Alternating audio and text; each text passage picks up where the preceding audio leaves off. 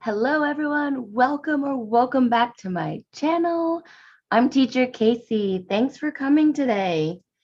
So today we are going to talk about teacher tips for new teachers. So let me get my notes up so y'all can see me and hear me okay. And I can see the chat now. So say hello. Let me know what you're all up to and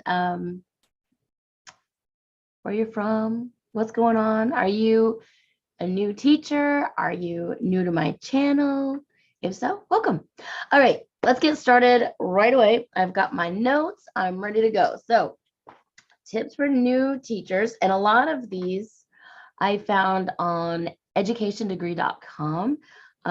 They have like a list of 20, but I'm just going to give you about 12 of them right now. Number one, plan for the year. Sounds simple, right? Well, you'd be surprised at how easy it can be to get caught up in the day-to-day challenges of teaching, especially when you're in the classroom. You lose track of different things and long-term goals. So start in about August. Make your long-term goals, your short-term goals, your goals for the classroom, goals for the year. Give yourself some time to assess your goals every week or two, see how things are going. And then look at your master list of school year goals and then kind of tweak things as you go. It might sound a little bit overwhelming, but take a look at those goals. Know what you need to do and where you need to be during the year. Number two, be positive. So I wrote down like teaching can be hard, fun, difficult, amazing, inspiring, all the things, right? You need to remain positive. It is important for new teachers to remain positive. In some cases, you are the only one helping these students gain their self-esteem, right? You might be their main contributor outside of home or sometimes even in the home, right? So don't take that responsibility lightly. Their future depends on your kindness and encouragement. So stay positive, teachers. All right, next, practice sound classroom management skills.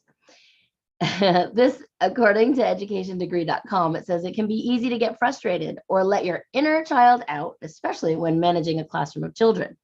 No matter how grown an adult we become, simple stress can make us stoop to a toddler's level. All right, it is very important to have your classroom management. I write mine out.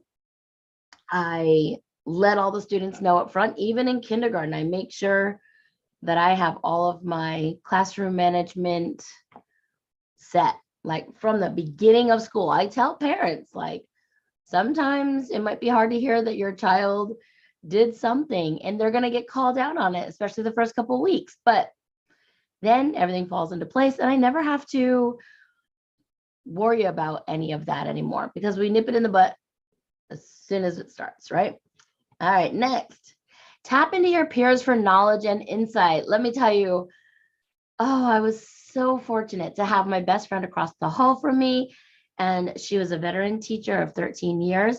I also had a huge support system inside the school. My mentor teacher worked there. I actually did my student teaching with her and then finished off the year as a long-term sub and had my own classroom the next year. Like, very fortunate, right place, right time. But I had an amazing support system amongst the faculty, staff. Ask them questions. A lot of times they love helping new teachers, as long as you're not trying to get them to do everything for you. But using ideas and helping, teachers where you can help them and then they help you, it's just awesome. So it says, one of the best tips for beginning teachers: communicate with faculty and participate in your school events to help out as much as you can. Schools need teachers for more than just their classroom skills. It can only benefit your career as well and will give you insight into how your peers manage teaching. So one of the big things that my mentor teacher did was she was in charge of the Asian Bazaar every year. It's a huge Asian auction. And I helped out with that every year. And it was just became one of those things. We were all very good friends, very close, stayed up all night getting it ready. And it's just amazing. You get with your peers. All right, next one. Address misbehavior as quickly and appropriately as possible. It says the last thing you want to do is to try to be the cool teacher and let inappropriate behavior slide. This is one of the most critical tips for first year teachers. I agree with this too. I just set my expectations at the very beginning of the school year and stick to it. So, number 7, lighten up. Well, I think this is number 7 on here, but for us, I think it's 6.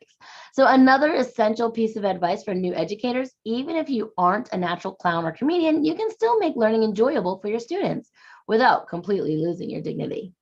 So I'm not very funny in the classroom. I'm not a clown, but I'm hands-on and I have kind of a big personality. So when I read stories, I like to read them and make them fun and exciting. I always warn the students that at the beginning of the year, they come and sit right in front of me for story time. I'm like, look, I'm really loud and I get excited. So if you don't want to hear loud reading, you might want to move to the back.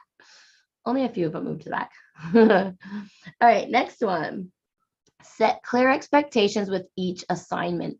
Make sure you review the goals of each new area of your curriculum and for each new assignment.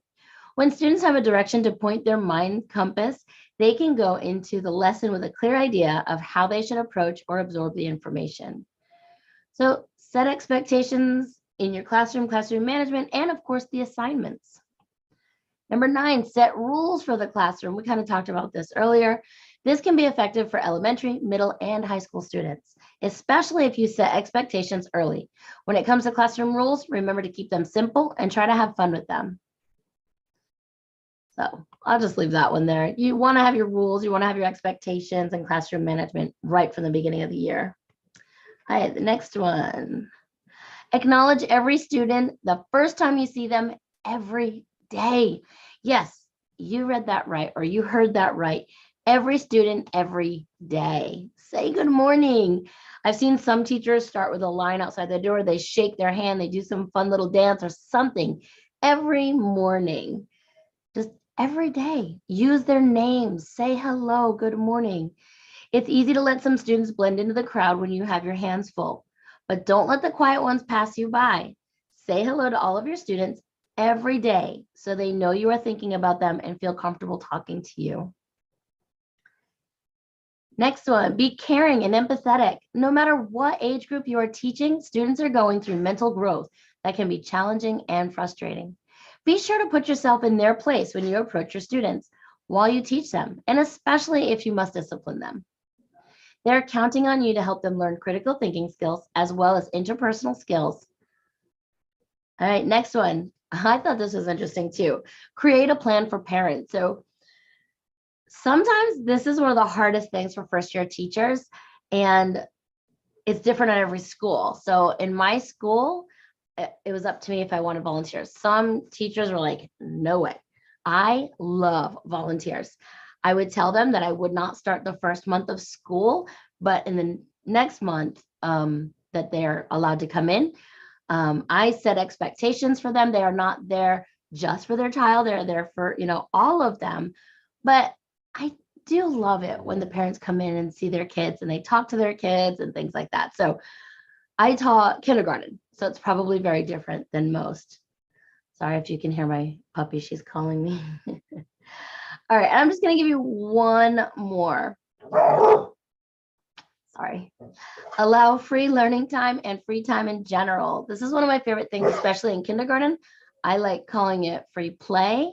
So it's easy to think that you have to keep kids busy, but sometimes accounting for each of their minute every day, it just is overwhelming for them. They need some time to play, talk to friends, interact, problem solve.